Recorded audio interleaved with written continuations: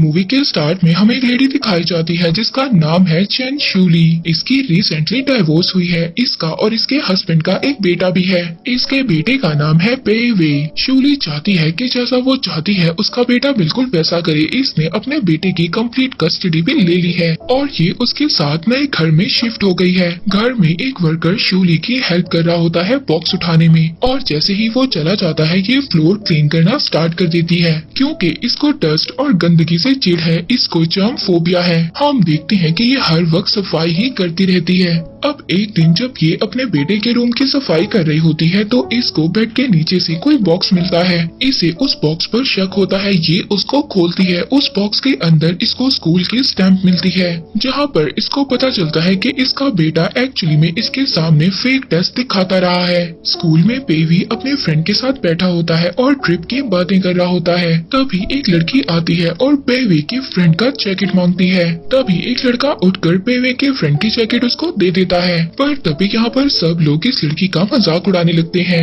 हम यहाँ पर पेवी को देखते हैं। वो अपने रिपोर्ट कार्ड की एक फेक कॉपी बनवाता है अपने घर वालों को दिखाने के लिए और वो घर में मौजूद स्टैम्प इस पर लगाएगा क्योंकि पेवी अच्छे तरीके से जानता था अगर उसने अच्छे मार्क्स नहीं लिए तो उसकी मदर उसको ग्रेजुएशन ट्रिप पर जाने नहीं देंगी। अब जब ये घर पहुँचता है और पहुंचकर वो बॉक्स ढूंढता है तो वो बॉक्स तो इसको कहीं पर भी नहीं मिलता। इसकी मदर इसके रूम में आती है और ये ऐसे प्रिटेंड करता है कि जैसे ये पढ़ रहा था। पर तभी इसकी मदर इसके सामने वही बॉक्स करती है जिसे देखकर ये बहुत ज्यादा परेशान हो जाता है। इसकी मदर को इसका सीक्रेट पता चल गया था। इसकी मदर इसको डांट रही थी मगर ये इग्नोर कर रहा था। यहाँ पर शूली को बहुत ज्यादा गुस्सा आ जाता है। अब वो अपने बेटे से रियल रिपोर्ट कार्ड पूछती है मगर ये कहता है कि मेरा रिपोर्ट कार्ड गुम हो गया है। पेवी को पेंटिंग में बहुत ज्यादा इंटरेस्ट है मगर इसकी मदर को इसकी ये हॉबीज बिल्कुल भी पसंद नहीं है। इसकी मदर इसे ये भी कहती है कि जो तुम्हारे मार्क्स अच्छे नहीं आते वो इस वजह से नहीं आते, तुम हर वक्त पेंटिंग में लगे रहते हो।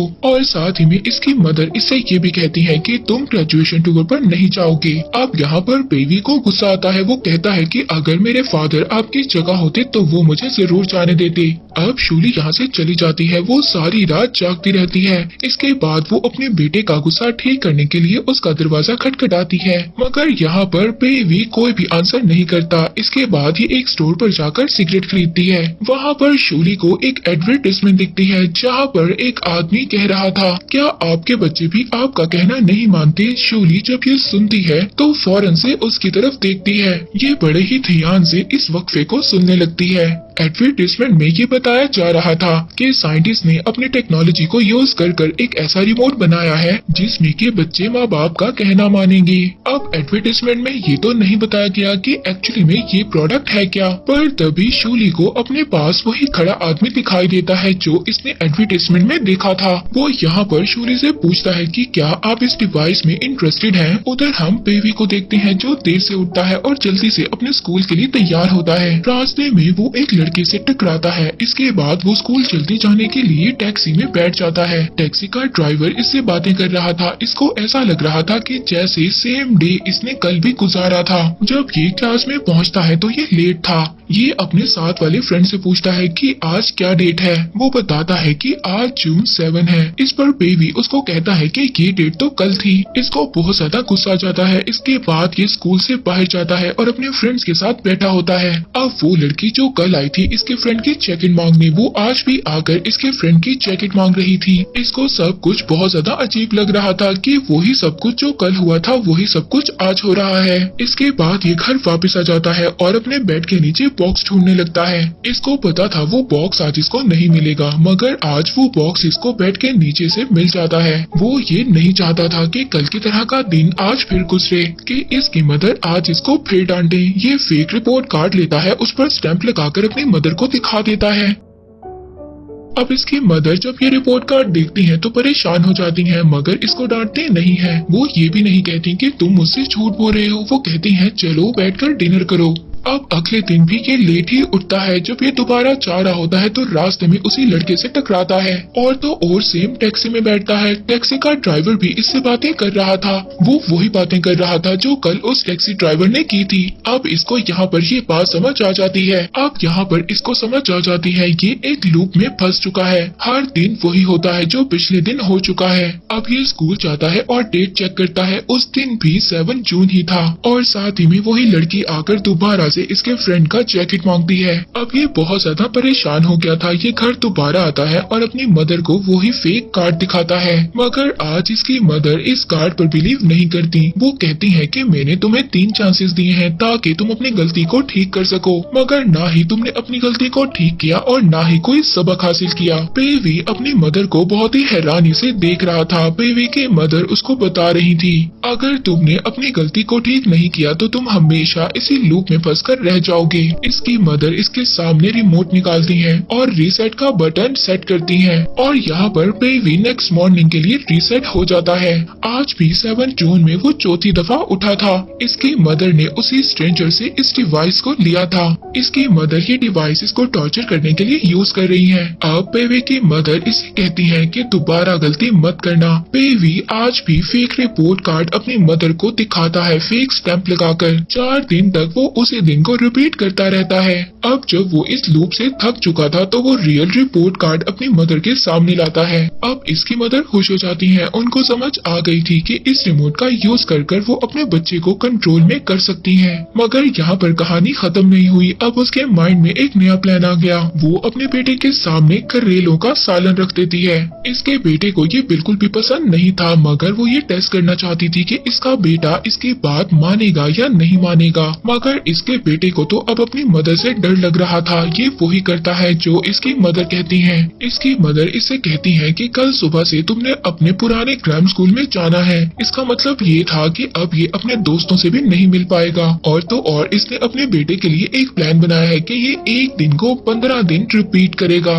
इसी तरह जब एक लेसन वो 15 दिन रिपीट करेगा तो उसको वो लेसन अच्छी तरह याद होगा। इसके फ्रेंड तो उसको एक ही बार पढ़ेंगे। अब जब ये स्कूल जा रहा था तो इसकी मदर इसको अपने पसंद के कपड़े पहनाती है। ये अपने स्कूल का पहला दिन 15 दफा रिपीट करता है। पेवी यहाँ पर अपनी लाइफ को खुद नहीं गुजार रहा था, बल्कि उसकी लाइफ पर उसकी मदर का कंट्रोल था। पेवी को अब इस लूप से घुटन महसूस हो रही थी। पेवी एक दिन अपने टीचर से मिलता है। ये अपने टीचर से कहता है कि मेरी मदर से रिक्वेस्ट करें कि वो मुझे ट्रिप पर जाने दें। अब टीचर जब पेवी की मदर से आकर मिलता है तो इसकी मदर को गुस्सा आ जाता है। वो कहती है कि मैं आपसे ज्यादा अच्छा अपने बेटे के बारे में जानती हूँ, आपको मुझे बताने की जरूरत नहीं है। नेक्स्ट डे हम देखते हैं पेवी एक लड़की से लाइब्रेरी में मिलता है जिसका नेम है चिंग फिंग लैन। दोनों को पेंटिंग और जूडो का शौक था। ये दोनों एक दूसरे के बहुत अच्छे दोस्त बन जाते हैं। ये दोनों प्रॉमिस करते हैं कि नेक्स्ट डे ये लोग जरूर मिलेंगे। ये देखते हैं कि आहिस्ता आहिस्ता इनकी फ्रेंडशिप बढ़ती जाती है। हम देखते हैं पेवी एक दिन अपनी क्लास छोड़कर फैंग लैन के घर पहुंच जाता है। फैंग लैन यहाँ पर उसको अपनी मदर से मिलवाती है जो कि एक पेंटर है और इसके बाद उसको अपने फादर से मिलवाती है जो कि एक म्यूजिशियन है। फैंग लैन के पेरेंट्स पेवी की मदर की तरह बिल्कुल भी नहीं है।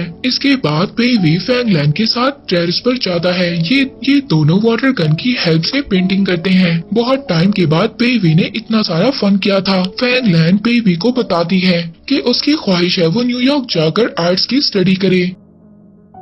वहाँ पर हम शूरी को देखते हैं जिसके पास पेवी के टीचर की कॉल आती है। वो बताती है कि पेवी आज क्लास में एब्सेंट है। अब ये पेवी के फोन को ट्रैक कर लेती है और दोनों को एक साथ देखती है। अब शूरी इन दोनों को डिनर पर लेकर जाती है और फैंग लैन से कुछ क्वेश्चंस पूछती है उसके बारे में। अब पेवी को ये घर ले आती है और कहती है कि आज के बाद तुम लाइब्रेरी नहीं जाओगे और उस लड़की से भी नहीं मिलोगे। यहाँ पर वो अपनी मदर से बहुत सॉरी करता है और कहता है कि आप मुझसे सब कुछ ले सकते हो मगर मेरी फ्रेंड को मुझसे मत लो। वो तो अपने बेटे की फीलिंग ही समझ नहीं पा रही। वो अपनी मदर के सामने रो रहा होता है, मगर तभी पेवी की मदर एक और बार रीसेट का बटन दबा देती है। नेक्स्ट डे पेवी की लाइफ दोबारा से रीसेट होती है। ये फौरन से उठकर फैंग लैन से मिलने के लिए जाता है। मगर फैंगलैन तो इसको पहचानती ही नहीं है। यहाँ पर इसको कोई भी नहीं पहचान रहा था, मगर सिर्फ इसकी मदर ही इसको पहचान रही थी। हम देखते हैं पेवी बहुत ज्यादा टेंशन ले लेता है। ये आहिस्ता आहिस्ता बीमार होता जा रहा है और दिन ब दिन वीक होता जा रहा है। इसकी मदर इसका ख्याल रख रही है जितना कि वो रख सकती हैं कि ये ठीक हो जाए, मगर ये तो उठता ही नहीं है। ये कभी कभी उठता है और ज्यादातर सोया रहता है। हर वक्त ये अपने दोस्तों के साथ खेलने और फैंगलैन के साथ खेलने के ड्रीम्स देखता रहता है। इसके बाद हमें कुछ साल के बाद का सीन दिखाया जाता है जहाँ पर पेवी बड़ा हो गया है। इसको एक हाई इनकम जॉब मिल गई है और ये अपनी मदर के घर से निकल चुका है, मगर अब भी इसकी मदर इसकी लाइफ में बहुत ज्यादा इन्वॉल्व है। आज भी उनको जंक फोबिया है और आज भी वो अपने बेटे को कंट्रोल करना चाहती हैं। पेवी एक लड़की को लाइक भी करता है, मगर उसकी मदर को उसका उस लड़की से मिलना बिल्कुल भी पसंद नहीं है। पेवी की मदर यहाँ पर एक लड़की को पसंद करती है। पेवी की मदर एक दिन एक डिनर अरेंज करती है। वहाँ पर वो पेवी और उसी लड़की को इनवाइट करती है। वो बताती है कि ये लड़की अमेरिका से आई है। वो चाहती थी कि पेवी उससे बात करे,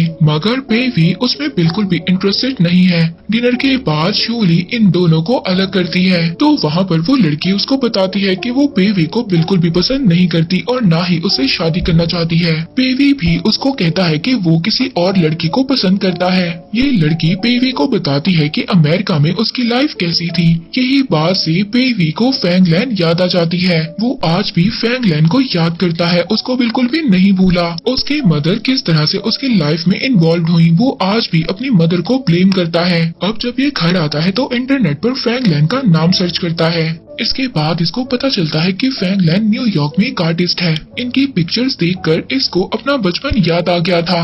अगले दिन ये अपनी मदर की वेकेशन की फ्लाइट बुक कर देता है। इसकी मदर छुट्टियों के लिए यूरोप जाएंगी। अब जब इसकी मदर यूरोप जा रही होती है तो फौरन से ये घर जाता है और घर जाकर उसी रिमोट को ढूंढने लगता है, मगर पासपोर्ट नहीं मिलता। अब इसकी मदर को भी रास्ते में ये बात याद आती है कि वो पासपोर्ट तो घर ही भूल आई है। अब शूली जब घर वापस आती है तो वो घर के सामने अपने बेटे को देखती है, तो ये अपने बेटे से गुस्से से कहती है कि तुम इस रिमोट के साथ क्या करना चाहते हो। अब उस रिमोट को लेकर इसका बेटा जैसे ही इसके पास आ रहा होता है तो एक कार रोड पर उसको हिट कर देती है। सीन उस दिन पर शिफ्ट हो जाता है जहाँ पर ये पहले दिन फैंगलैन से मिला था। फैंगलैन उसकी तरफ देखती है और स्माइल करती है, मगर पेवी की आंखों में आंसू थे। आज वो काफी दिन बाद फैंगलैन से मिला है। अब यहाँ पर ये कहा जा सकता है जब गाड़ी ने पेवी को हिट किया तब शूली ने पेवी को उसके पास्ट में भेज दिया, क्योंकि बहुत टाइम से रिमोट को यूज नहीं किया गया था। ये उसी डेट पर सेट था जिस दिन पेवी पहले दिन फैंगलैन से मिला था। अब वहाँ पर शूली ने जब अपने बेटे को बचाने के लिए जल्दी से रिसेट का बटन दबाया तो उसने गलती से अपने बेटे को पास्ट में भेज दिया और इसी के साथ ये मूवी एंड हो जाती है।